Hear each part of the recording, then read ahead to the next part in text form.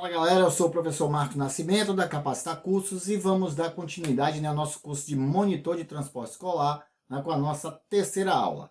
Muito bem, a gente falou na aula anterior da legislação, né, em relação ao transporte escolar. Então, dando continuidade aqui, vamos falar, começar o conteúdo sobre relacionamento interpessoal, que é um ponto, né, importante. Bom, conceitos básicos sobre o relacionamento interpessoal. A base para as boas relações interpessoais é compreender que cada pessoa tem uma personalidade própria, que precisa ser respeitada e que traz consigo, em todas as situações, necessidades sociais, materiais e psicológicas a que precisa satisfazer, né? E que influencia o seu comportamento. Então, cada um, gente, tem um modo, né, próprio de pensar, tá? E esse modo de pensar de cada um deve ser respeitado, tá? Precisa ser respeitado. Traz consigo cada um as situações, né, sociais, materiais e psicológicas. Então a gente tem que entender e respeitar o comportamento de cada pessoa. Bom, aí nós temos uma tabela, né, com as diferenças individuais. Então, fatores que determinam as diferenças individuais. Atitudes, não é? Cada um tem um modo de agir diante de determinada situação. Grau de maturidade, as aspirações, o que é que cada um quer para si, não é? Ah, eu quero estudar, quero ser um PhD, quero fazer faculdade, quero fazer a graduação, pós-graduação, mestrado, doutorado, PhD em, sei lá, uma determinada área. Qual é a sua aspiração de vida? Onde é que você quer chegar?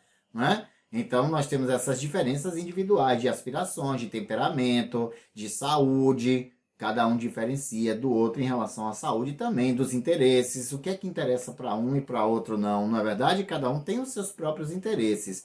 Constituição física, né? Com a sua forma física, as suas aptidões. Às vezes você tem uma aptidão, sei lá, para fazer uma determinada coisa, enquanto o outro não tem. Então, cada um tem o seu, suas habilidades, inteligência, sexo, idade, sensibilidade, sociabilidade. Tem gente que é sociável, outros não são tão sociáveis, né? Quais são seus valores e pontos de vista. Então, essas são as diferenças individuais, são fatores que determinam, né, as diferenças individuais para fazer que cada um seja um, não é? Não tem ninguém igual ao outro.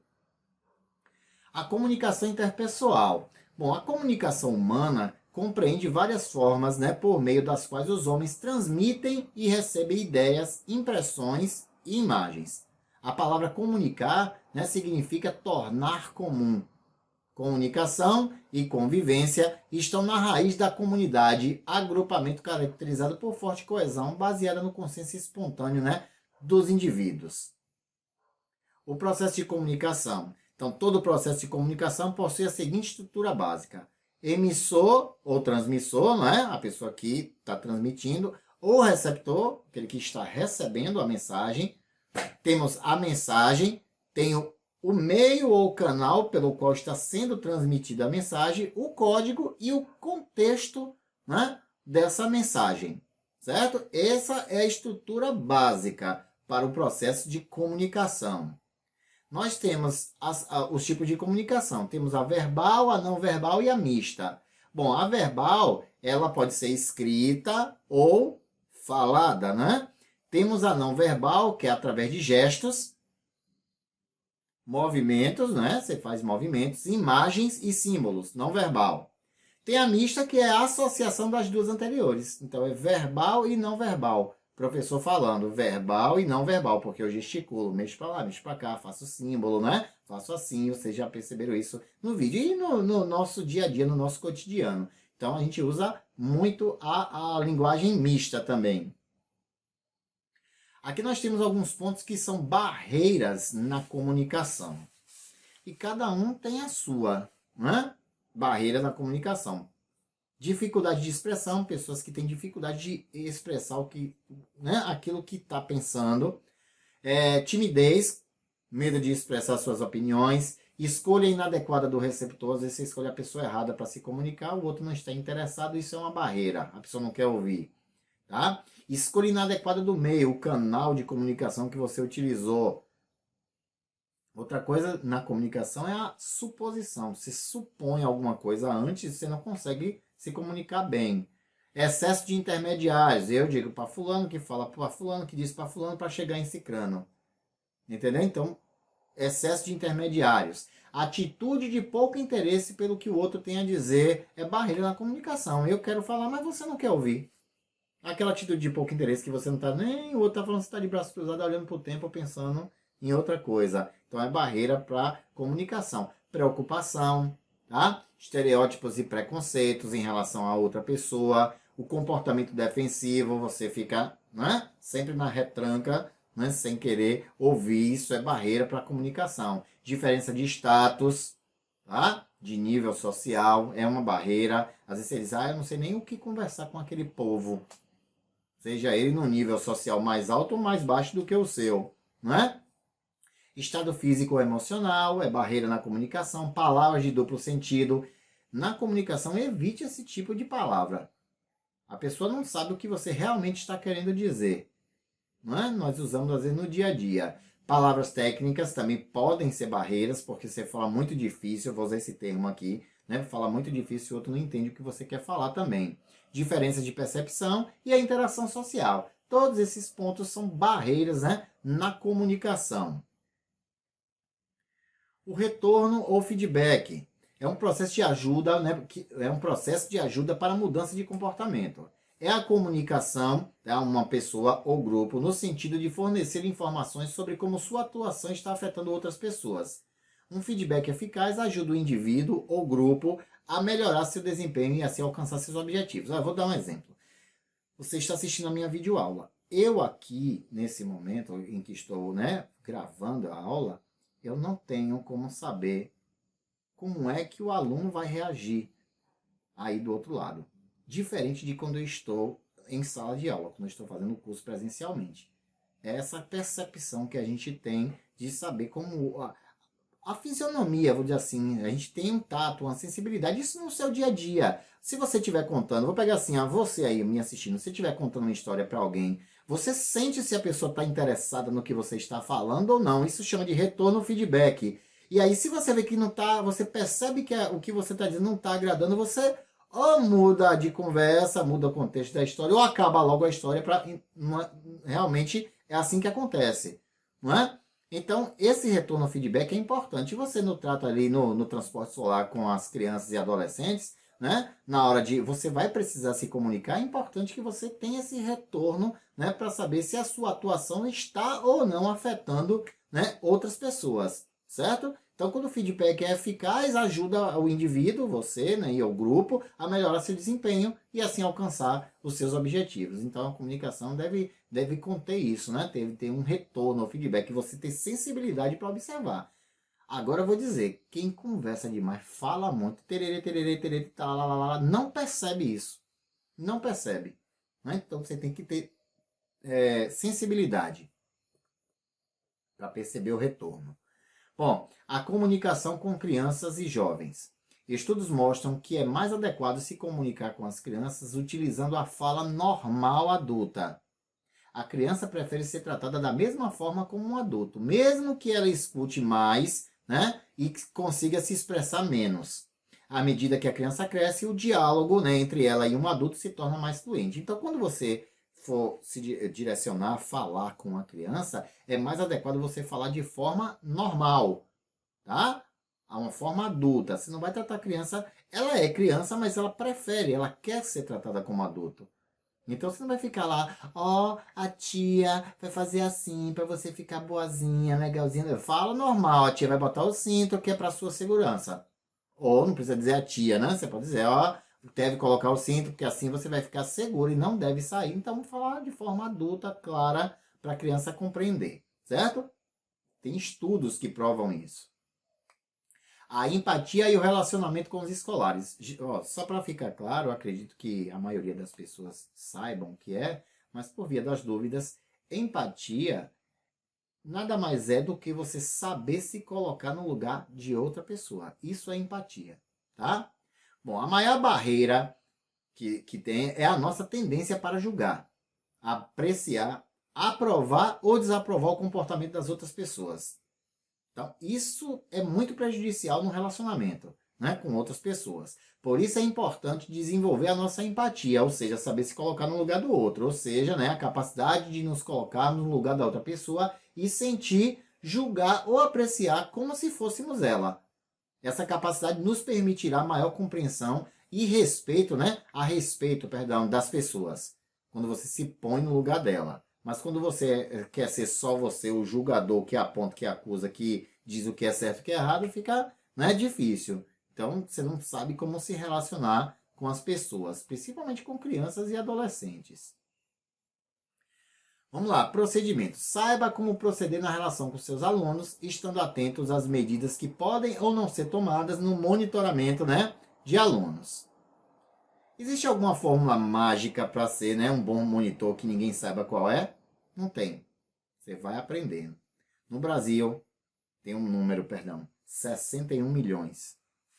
No Brasil, as crianças e adolescentes representam 61 milhões. 35,9% da população local, né? Deste universo, 45% do total de crianças e adolescentes são pobres, 39% são indígenas, né? Ou são, e 71% de crianças negras. Tá? Nesse universo aí.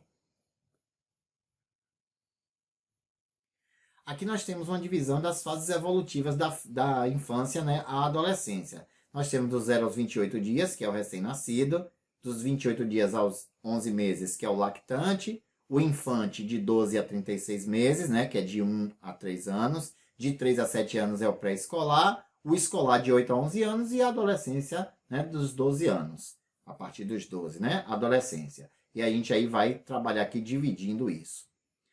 Já já. Crescimento. O que é o crescimento? Ele representa o desenvolvimento físico. É a expressão da hiperplasia e hipertrofia celulares, ou seja, a fase do estirão, de crescimento, né? O crescimento é quantitativo, porque você pode avaliar o peso e a altura da criança, né? Um dos indicadores de saúde mais importantes da criança é isso aí, o crescimento. E tem o desenvolvimento, que é a capacidade de uma criança de realizar tarefas cada vez mais complexas. Ele vai aprendendo, né? Vai desenvolvendo novas habilidades, né? Como, por exemplo, amarrar o cadarço, né, do sapato. Corresponde à aquisição de novas habilidades e é qualitativo, ou seja, é difícil de medir de forma objetiva. É uma coisa de percepção. A gente vai percebendo o desenvolvimento, né, da criança. Características e especificidade dos escolares. Olha só, vamos falar de um ponto aqui, que são as necessidades básicas do ser humano. Então, vocês vão pesquisar, atenção, é importante isso para acrescentar o conhecimento. Isso não está aqui no material de vídeo, nem está na apostila. Vocês vão pesquisar a pirâmide de Maslow.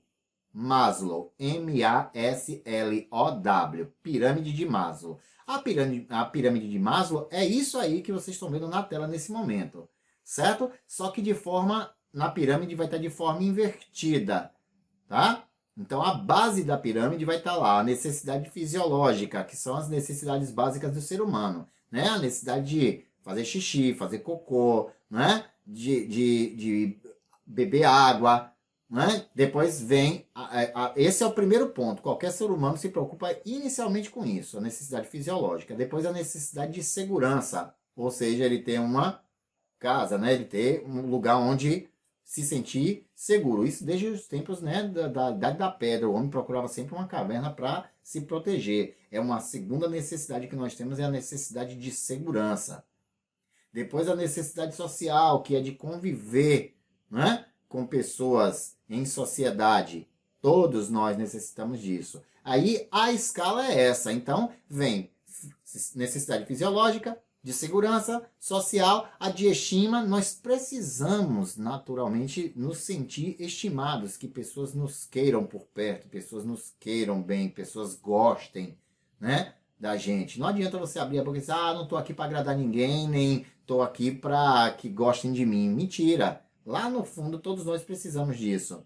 E tem, por último, que está lá no topo da pirâmide, a necessidade de autorrealização, né? Aquela coisa de você conseguir conquistar um bom emprego, um bom estudo, né? Estudar, conseguir fazer a faculdade, um bom emprego, a coisa material, ter um carro, entre outros, né? Então, essas são as necessidades básicas do ser humano. Pesquisem a pirâmide de Maslow, vai estar esses pontos aí, porém, num desenhozinho da pirâmide, e aí vocês vão detalhar, ver mais detalhes. Mas aqui o professor falou basicamente. Bom, para manter uma boa convivência com as pessoas, é importante conhecer e respeitar as diferenças individuais que são divididas em diferenças sociais, né? Físicas, psicológicas, culturais e religiosas. Né? Cada um tem ao seu nível social, né? Suas diferenças físicas, psicológicas, culturais e religiosas. Seguindo. A pessoa com restrição de mobilidade, aí ó, é um ponto importante, né, que é uma diferença. A pessoa com restrição de mobilidade não é necessariamente uma pessoa com deficiência, mas é aquela que apresenta, por qualquer motivo, dificuldade de movimentar-se permanente ou temporariamente, né, gerando redução efetiva da mobilidade, flexibilidade, coordenação motora e percepção. Não é? Então, restrição de mobilidade não quer dizer necessariamente pessoa com deficiência. Por exemplo, a pessoa quebrou a perna, está usando muletas. Ela está com uma restrição de mobilidade temporária. Então, isso não quer dizer deficiência física, né? Então, a restrição. Cuidados gerais. Ficar atento em relação, viu, à mobilidade, a essa restrição de mobilidade. Ficar atento aos assentos preferenciais, como por exemplo os assentos para deficientes, pois muitos estudantes ainda não sabem que eles estão reservados para as pessoas portadoras de necessidades especiais. Tem as crianças que estão em fase de aprendizado e ela ainda não diferencia aquela cor de assento diferenciada, né, para deficiente. Então você orienta. Por isso que eu disse lá, acho que na primeira aula, que o monitor do transporte escolar ele também é um educador, não é verdade? O condutor deve dirigir com cuidado, evitando acelerações ou desacelerações bruscas que possam causar acidentes, pois as crianças podem apresentar dificuldade em se segurar, né, no interior do veículo, apesar do cinto, né? Então o condutor deve ter um cuidado aí na direção. No transporte escolar com crianças pequenas, vamos lá, esses são que a gente, né, que nós devemos ter mais cuidado, são com as crianças menores. O motorista deve parar, né, o veículo mais próximo da calçada, facilitando o embarque, né, e o desembarque das crianças pequenas. Lembre-se de que é proibido transportar crianças em pé. De acordo com a lei, os alunos do transporte escolar devem ser transportados sempre sentados. Tá?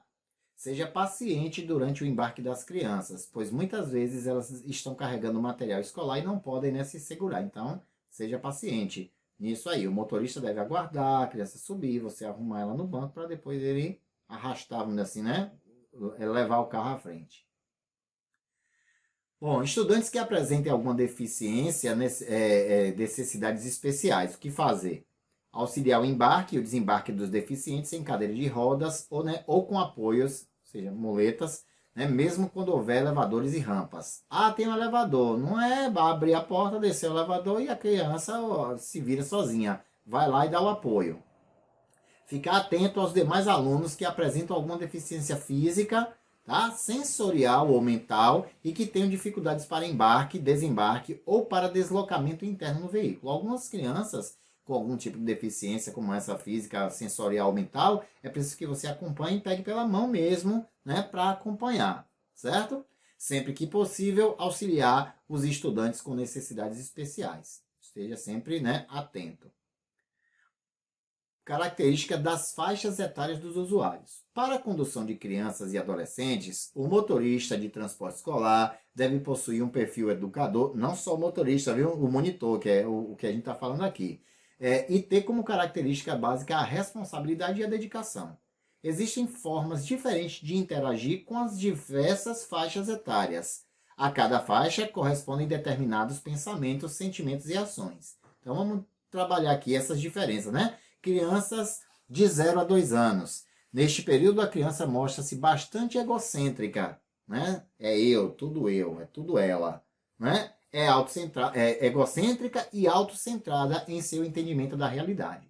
Crianças com idade até 2 anos preferem brincar com as outras crianças, imitam suas ações, trocam brinquedos, ocasionalmente surgem conflitos diretos, né? Por exemplo, quando duas delas são atraídas pelo mesmo brinquedo. Por que é importante saber disso? Porque no transporte escolar você procura colocar sentadas juntas crianças da mesma faixa etária, certo? Senão, às vezes, o maior não entende o menor. Você bota uma criança de 2 anos com uma criança de 5. A criança de 2 anos é egocêntrica, ela quer para ela, e o outro de 5 anos não entende isso, às vezes. Então, você tem que colocar a mesma faixa etária. Crianças de 2 aos 5 anos. Nesse período, a criança torna-se mais coordenada e capaz de controlar seu corpo. Então, crianças entre 2 e 5 anos formam suas primeiras amizades. Em geral, são mais cooperativas e amigáveis, certo? Ela busca independência, voltando-se mais para os companheiros de sua idade. Surge um aumento na competição, rivalidade e agressividade, mas também um aumento do respeito para com os outros, especialmente no final, né, desse período de idade aí, né, dos 5 anos. Então, ele busca independência, voltando-se mais para os companheiros da mesma idade. Temos as crianças de 5 a 7 anos. Nesse estágio, a criança passa do nível pré-operacional para os das operações concretas. A linguagem passa a desempenhar um novo papel. Ela se comunica melhor, né? A partir dessa faixa etária. Dos 7 aos 12, a criança caminha para uma compreensão lógica e adequada da realidade que lhe permite perceber-se como um indivíduo entre outros, né? Como um elemento do universo. Gente, é a partir dessa idade aí, dos 7 anos, que você se entende como gente. Não sei se você aí já ouviu dizer assim, quando, os mais velhos gostam às vezes de dizer, quando eu fui me entender como gente, ou seja, é mais ou menos nesse período da vida, ele já se entende como pessoa no universo que faz parte, né, como um indivíduo entre os outros, certo?